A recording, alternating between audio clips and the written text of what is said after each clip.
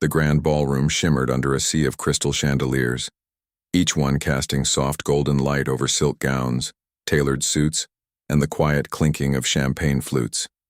It was one of those nights where money didn't just talk. It sang, laughed, and posed for photos with artfully arranged canapes. The event was a charity gala, the kind held every year to raise millions for causes no one in the room had ever personally struggled with. Still, they showed up, dressed impeccably, because showing up was part of the brand. Near the back of the room, unnoticed by most, a man in a faded navy uniform quietly adjusted the last of the folding chairs. His name tag read Darius, but no one had asked for it. He moved with the kind of calm that comes from years of being invisible, efficient, unhurried, and careful not to disturb the glittering ecosystem around him. While guests debated the merits of NFTs or the latest private island purchase, he made sure the trash bin stayed empty and the floor stayed spotless. He'd been working the night shift at this building for nearly 6 years, ever since the hospital bills started piling up. Up front, near the grand piano that sat like a museum piece in the corner, a woman stood holding a microphone with the ease of someone used to commanding attention. She wasn't just wealthy. She was the kind of wealthy that made headlines without trying. Sharp-eyed, quick-witted, and known for turning failing startups into billion-dollar empires before breakfast, she'd been the evening's guest of honor. She'd just finished her speech, short, punchy, full of clever lines that got polite applause. And now, sensing the energy dipping, she decided to liven things up. "All right," she said, glancing at the piano with a playful smirk. "I've got a challenge for you all. This baby right here?" She gestured to the gleaming black Steinway. "It's been sitting here all night like it's waiting for someone brave enough to touch it. So here's the deal." She paused for effect, eyes scanning the crowd. "If anyone in this room can sit down and play Chopin's Revolutionary Etude, and I mean really play it, not just bang on the keys like my nephew after 3 sodas, I'll marry them on the spot." Laughter erupted. Glasses clinked. Someone shouted, "I volunteer my brother-in-law." Another called out, "Does humming count?" The mood lifted instantly. It was clearly a joke. Everyone knew no one here was about to pull off a technically brutal classical piece on command. The piano was more decoration than instrument, like the abstract paintings on the walls or the ice sculptures slowly melting in the corner. But then, from the side of the room, near the service entrance, a figure stepped forward. He wasn't wearing a tuxedo. His shoes were scuffed, his sleeves rolled up to the elbows, and he still had a damp rag tucked into his back pocket. Yet there was something in the way he walked, steady, unhurried, that made a few people turn their heads. He didn't say a word. Just walked straight to the piano, gave a small nod to the woman with the microphone, and sat down. Silence fell like a dropped curtain. At first, people thought it was a prank. Maybe the staff had planned it. Maybe he was going to play a silly tune and bow out with a laugh. But then his fingers touched the keys. The first notes rang out, clear, powerful, and charged with emotion. It wasn't just accurate. It was alive. The Revolutionary Etude is no simple melody. It's a storm of notes, a cascade of fury, and sorrow written after Chopin learned his homeland had been invaded. It demands speed, control, and heart, and this man had all 3 in abundance. Guests stopped mid-sip. Conversations died. Even the string quartet in the corner paused their background music, stunned.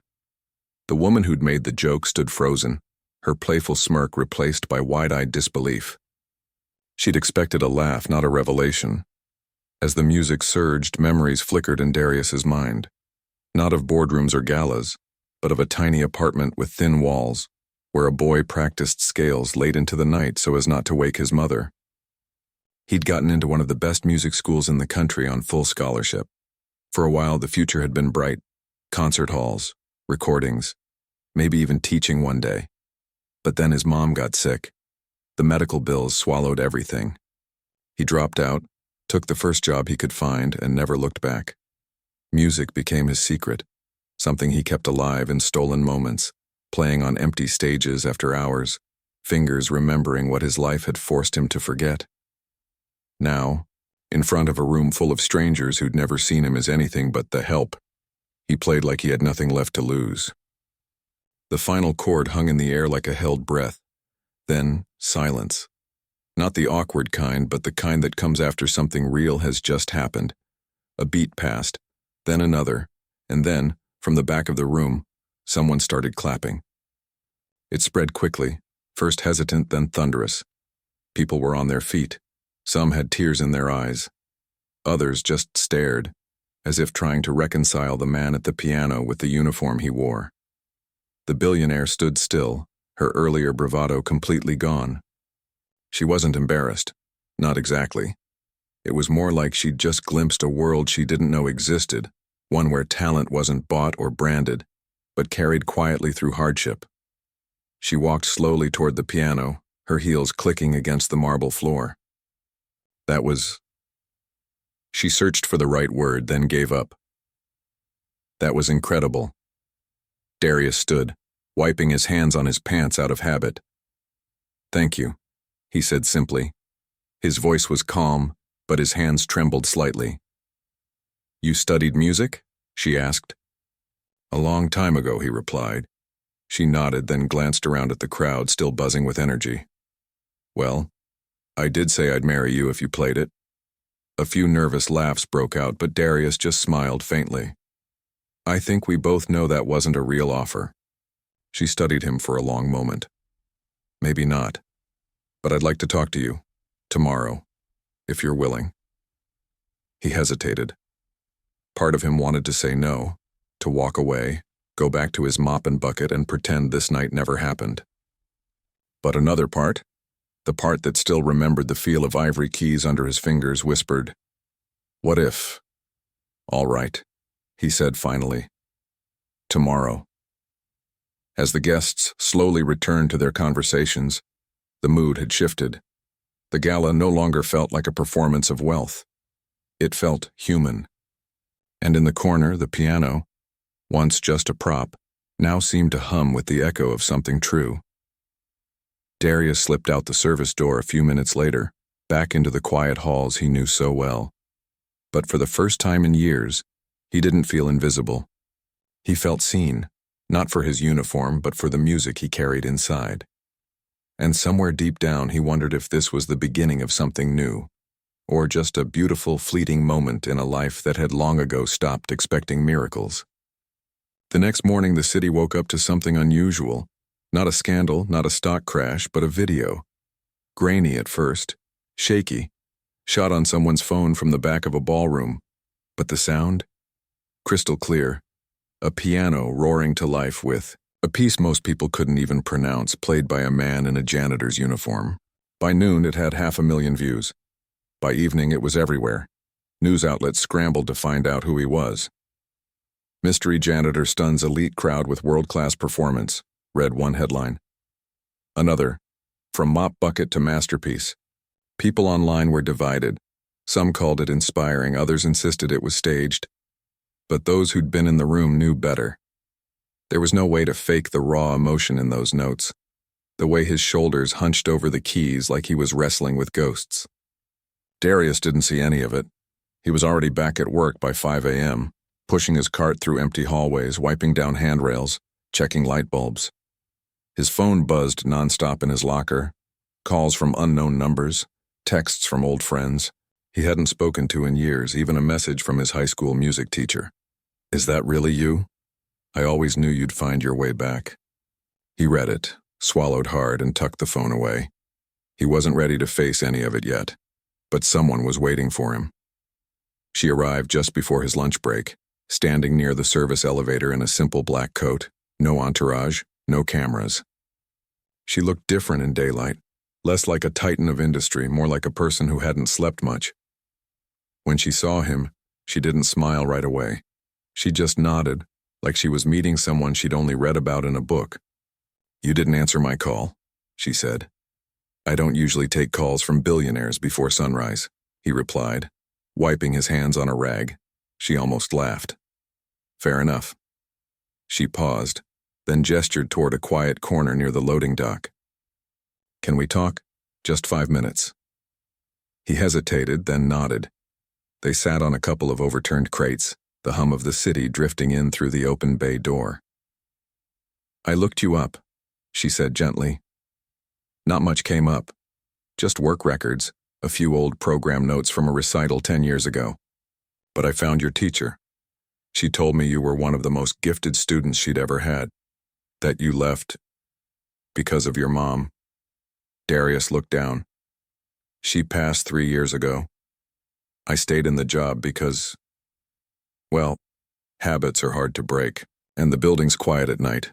Good for practicing. You've been playing all this time?"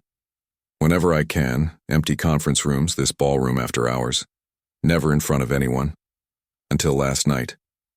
She was quiet for a moment. Then, "Why did you do it? Step up like that?" He shrugged. "I don't know. Maybe I was tired of pretending it didn't matter. Or maybe I just wanted to hear that piece one more time, played right." She studied him, not with pity but with something closer to awe. That wasn't just played right, that was rare. The kind of thing people pay thousands to hear in concert halls. And you did it after mopping floors. "It's just music," he said softly. "It doesn't care what you wear." She smiled then, a real one. "You're wrong, you know. It does care. It cares about honesty.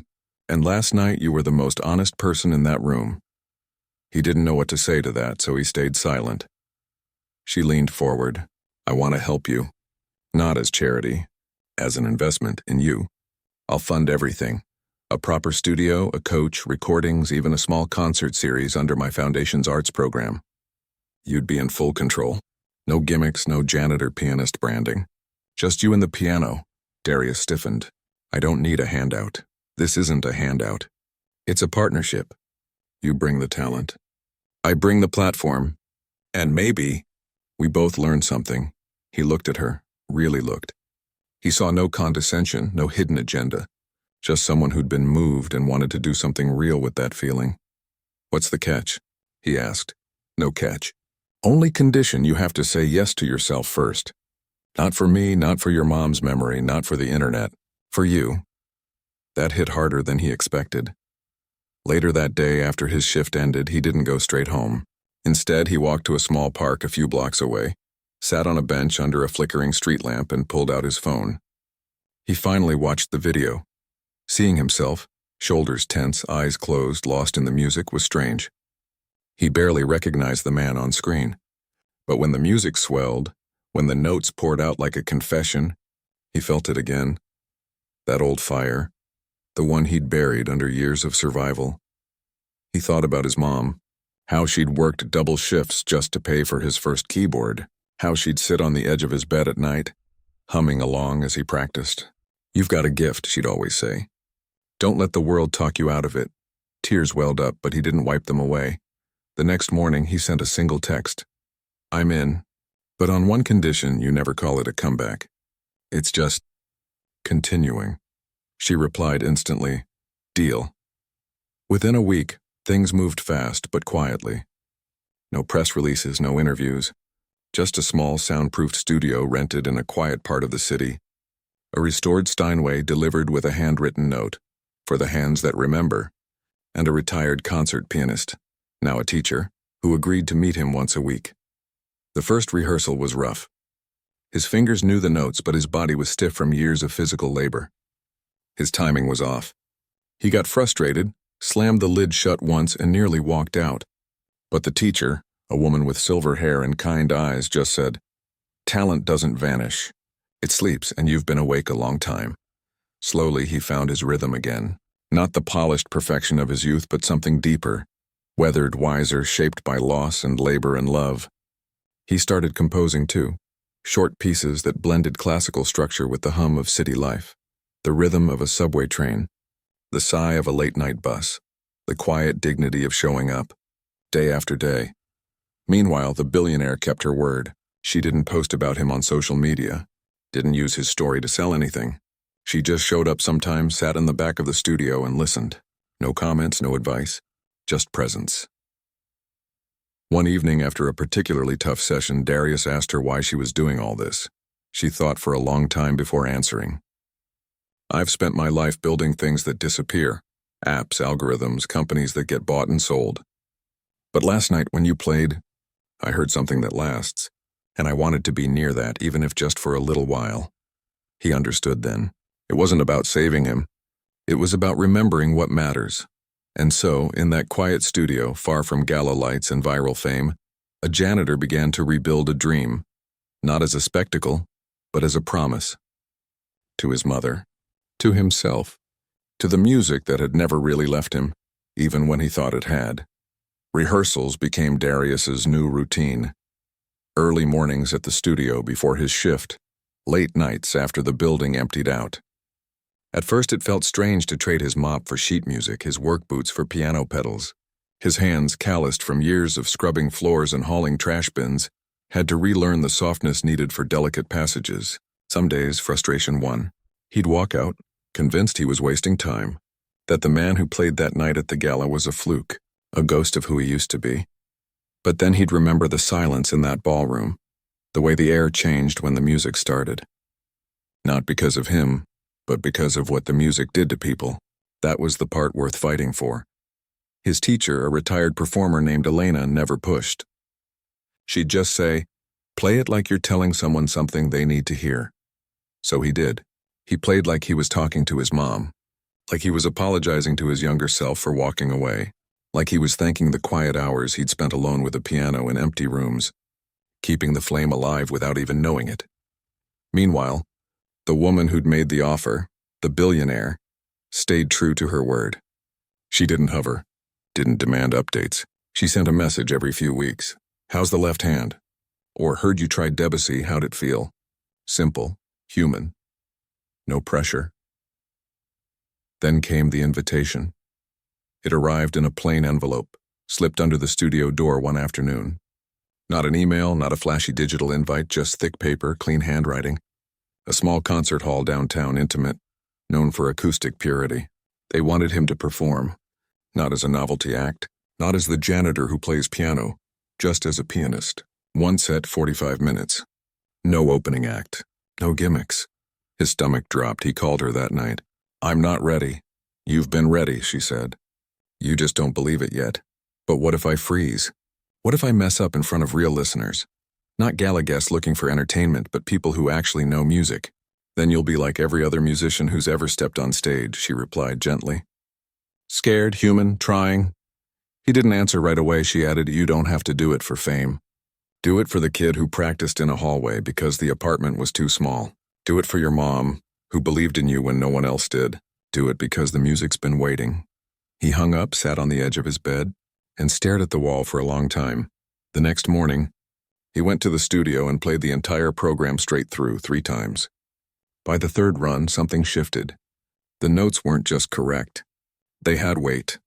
They carried stories, and for the first time in years, he didn't feel like an imposter. He felt like someone who belonged. Still, the week before the concert, doubt crept back in.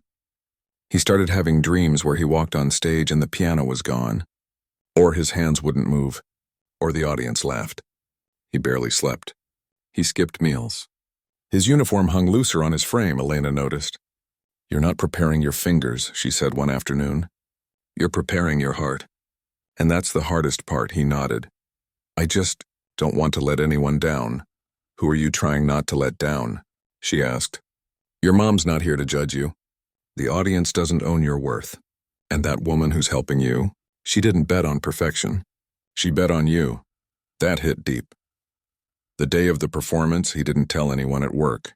He clocked out like any other night, changed in the locker room, and took the bus downtown. The hall was smaller than he expected. Maybe 200 seats, warm lighting, wooden floors that creaked softly underfoot. Backstage smelled like old books and rosin. He paced, breathed, tried to calm the drumming in his chest. Then, a knock on the dressing room door. It was her. She wore a simple dark dress, no jewelry, hair pulled back. No entourage. Just her. "I didn't come to wish you luck," she said. "I came to remind you you don't owe this room anything. You're not here to prove you deserve to be here. You already do." He looked at her, really looked. "Why do you care so much?" She smiled faintly. "Because I spent most of my life thinking success was about winning. But last night, watching you rehearse, I realized it's about showing up even when you're scared. That's the kind of courage I've never had." He didn't know what to say.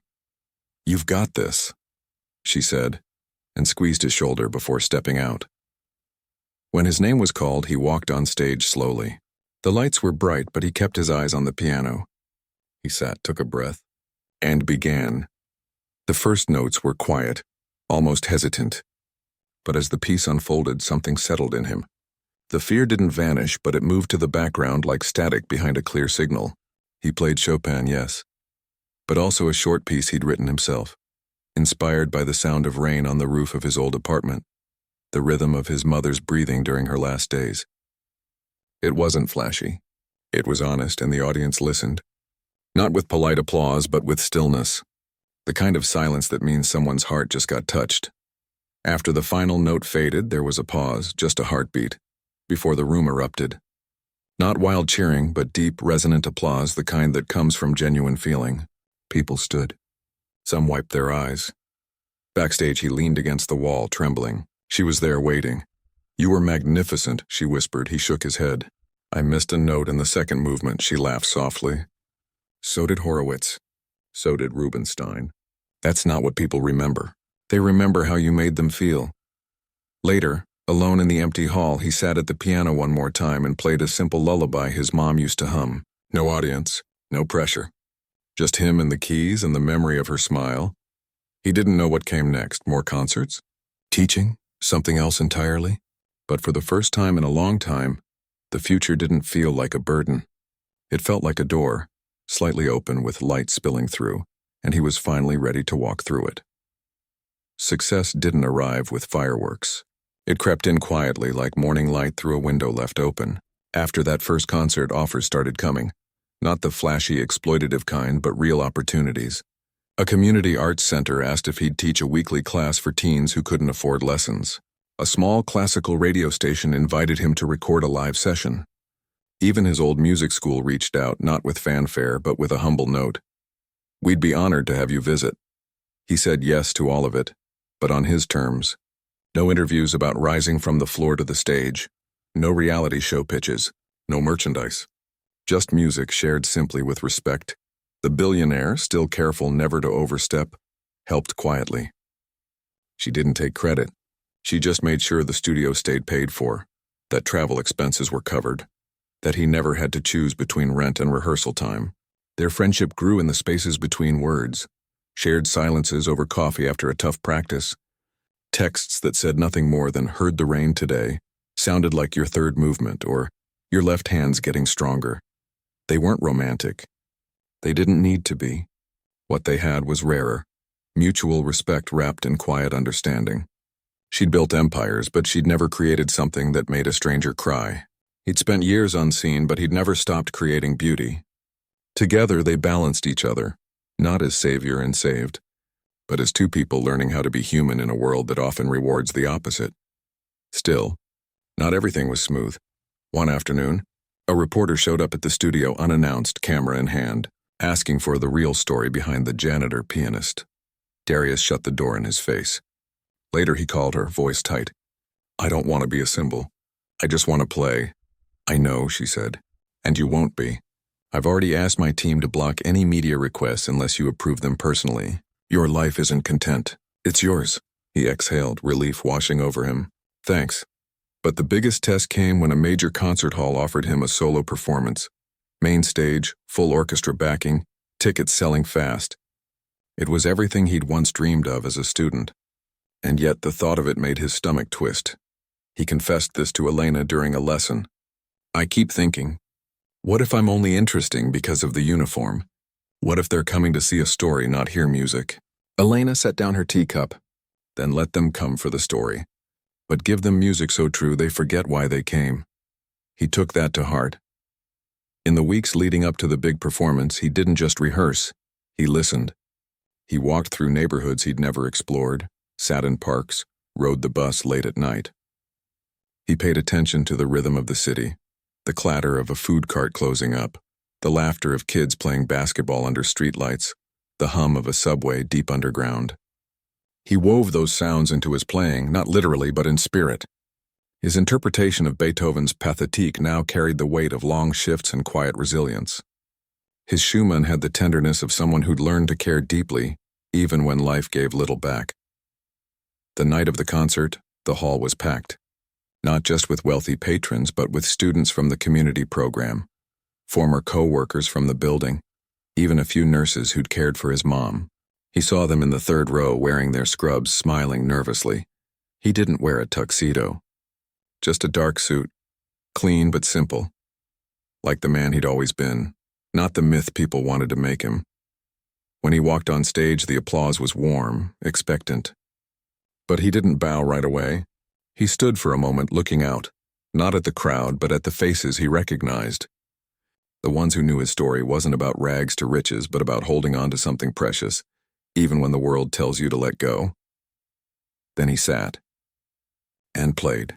This time there was no hesitation, no fear whispering in his ear, just clarity. Every note had a reason, every phrase carried a memory. When he reached the climax of the final piece, a storm of sound that mirrored the revolutionary etude from that gala night, he didn't play it as a show of skill. He played it as a thank you. To his mom, to the nights he practiced in silence, to the woman who believed in him without needing him to be perfect. Afterward, the standing ovation lasted minutes. But what stayed with him wasn't the applause. It was the quiet afterward. Backstage, a young girl, maybe 12, waited with her mother. She held a worn-out keyboard under one arm. "I've been taking lessons for a year," she said, eyes wide. "My teacher showed us your video. She said if you could keep going, maybe I could too." He knelt so he was at her level. "You already are," he said. "Just keep playing, even when no one's listening." She nodded, clutching her keyboard like a promise. Later, as he walked out into the cool night air, the billionaire was waiting by the curb, leaning against her car. "No speech tonight?" she asked. He smiled. "I think I said everything I needed to on the piano." They walked in comfortable silence for a block. Then she said, "You know, I used to think impact meant changing the world in big loud ways, buildings, companies, headlines. But watching you tonight, I realize the deepest change happens quietly, one person at a time." He looked at her. "You changed my life." "And you reminded me what mine's for," she said. Neither of them said more. They didn't need to. In the days that followed, Darius made a decision. He wouldn't chase fame. He wouldn't tour endlessly. Instead, he'd use this moment, the attention, the trust he'd earned, to build something lasting. Something that didn't depend on him being on stage. He proposed an idea, a nonprofit that brought music education to schools and community centers that had lost their arts programs.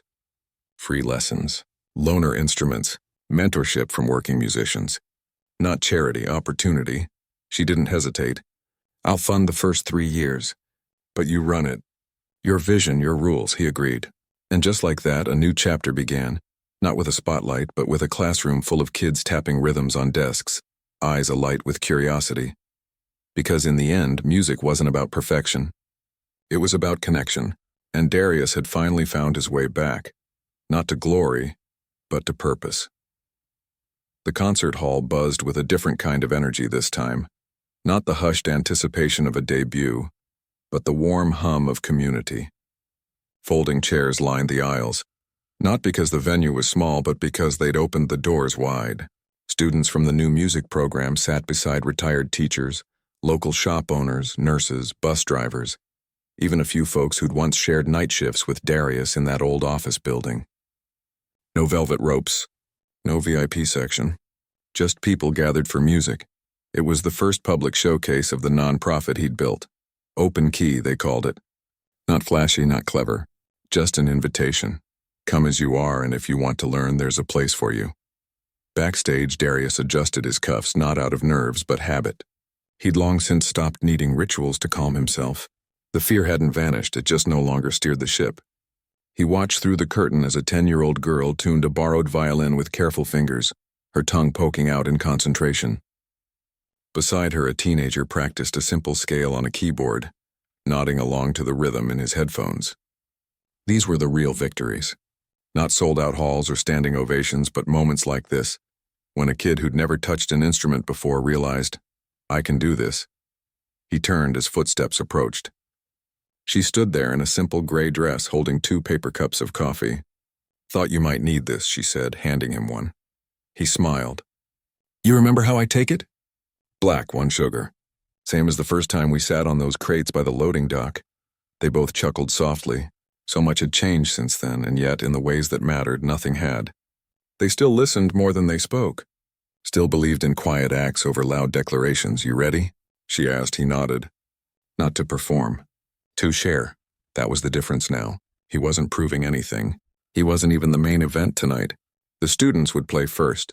Solos, duets, even a small string ensemble that had only been together 6 weeks. Their pieces weren't perfect. A note wobbled here, a bow slipped there. But the room didn't care. Every stumble was met with encouraging smiles, every finished piece with genuine applause. This wasn't about polish. It was about courage.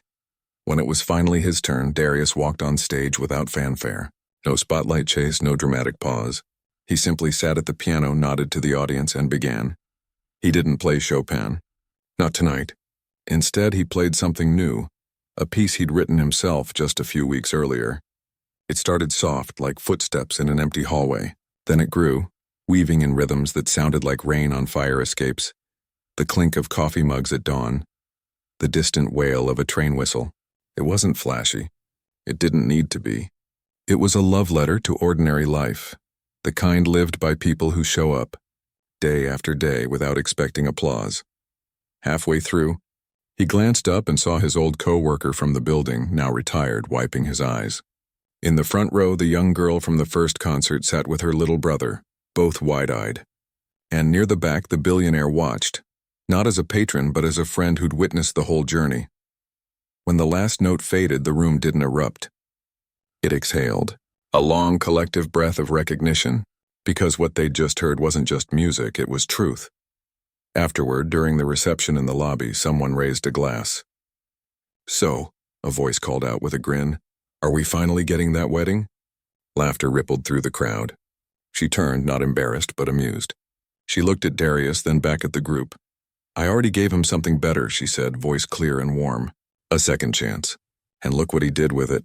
Darius didn't say anything. He just smiled and walked over to the piano in the corner, one of the donated instruments now used for student lessons. He sat down and began to play again, softly this time, just for those who lingered. A lullaby, simple and tender, the same one his mother used to hum when he was small. No one recorded it.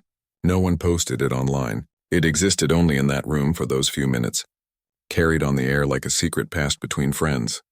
Later, as the crowd thinned and volunteers started stacking chairs, he found her by the door pulling on her coat. You staying for the cleanup? He asked. Tempting, she said, but I've got a board meeting at 7. Though I'd rather be folding chairs with you. He laughed. Next time I'll save you a stack. They stood there for a moment, the kind of comfortable silence that only comes after years of trust. You know, she said quietly, I used to think success was about building something that lasted forever. A company, a name, a legacy carved in stone. But watching you tonight, I realize the best things aren't built to last. They're built to pass on. He nodded, like a song. You play it once and it's gone. But if it touches someone, they carry it with them. Exactly. She turned to leave, then paused. By the way, your mom would have been proud. He felt the words settle deep in his chest. Yeah, he said softly. I think she is. As she walked away, Darius stayed behind, helping a student carefully pack up her violin. The night air drifted in through the open doors, cool and clean. Somewhere down the street, a saxophone played from an open window. Just someone practicing, unseen, unheard by most. But he heard it. And he smiled, because the music hadn't ended that night at the gala. It had only just begun, and now it wasn't his alone. It belonged to the kids learning scales in after-school rooms, to the janitors who hum melodies while they work, to anyone who ever believed that beauty could grow in the quietest corners of life. He locked up the hall, turned off the lights, and walked home not as a janitor, not as a star, but as a man who'd found his place in the world, not by rising above it, but by staying true to it. And somewhere, in 100 different rooms across the city, pianos waited, ready to be played, ready to be heard, ready to remind us all that sometimes the most extraordinary things come from the most ordinary hands.